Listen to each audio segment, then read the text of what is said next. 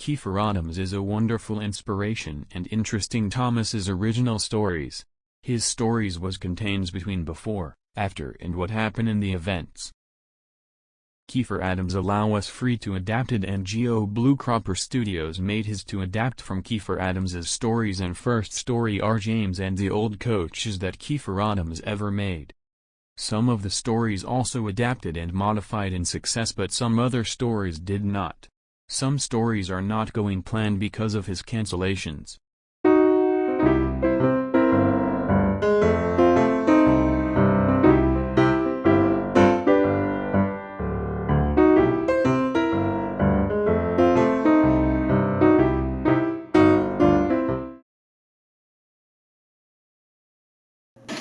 Thumper, the quarry machine, was in a foul mood.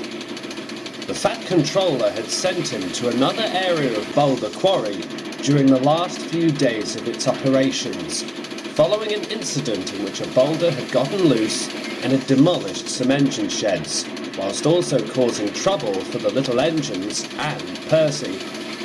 Edward, who had brought Thumper in the first place, felt very sorry for the machine, and so did Scar Lowy, despite being caught up in the antics of the boulder. "It's not fair, man," Thumper whimpered to Edward. "I didn't mean to knock that boulder loose. There was nothing I could have done, man." Edward completely sympathized with Thumper.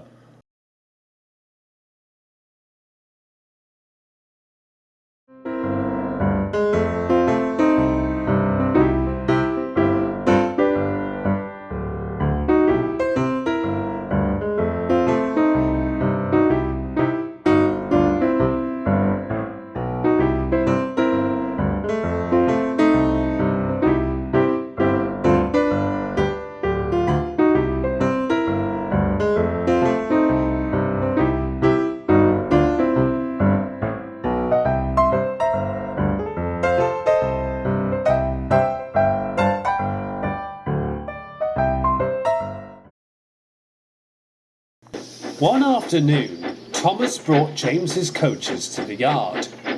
James had just topped up with coal and was feeling annoyed.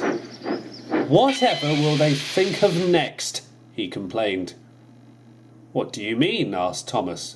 "That road train," grumbled James. "I've never seen anything like it in my life. It looks ridiculous." "Her name is Beatrice," said Thomas, "and she's become very popular with the holidaymakers. Driver calls her a Dotto train." "Dotty train, more like," huffed James. "You wouldn't see me on the road with tyres instead of my fine wheels." Thomas didn't want to argue and huffed away before James could complain even more.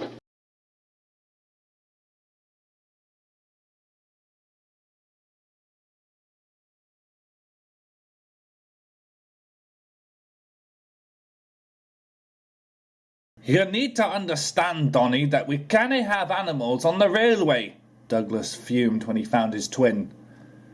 Donald had been showing off Dilly to James in the yard. "I can't see what the problem is," he said. "Dilly loves everyone." "Aye, but she doesn't belong on the railway line," said Douglas. "What would the Fat Controller say if she found her sitting in your cab or riding on your tender? He wouldn't approve of it." "As a matter of fact, Dougie," said Donald, "the Fat Controller is fine with me having Dilly, because he knows how important she is to me. It's pretty clear that you don't understand how much Dilly means to my life." Feeling rather hurt, Donald puffed away. James, who had been shown the duck, gave Douglas a dirty look. Douglas paid no attention. "Silly Donny," he muttered.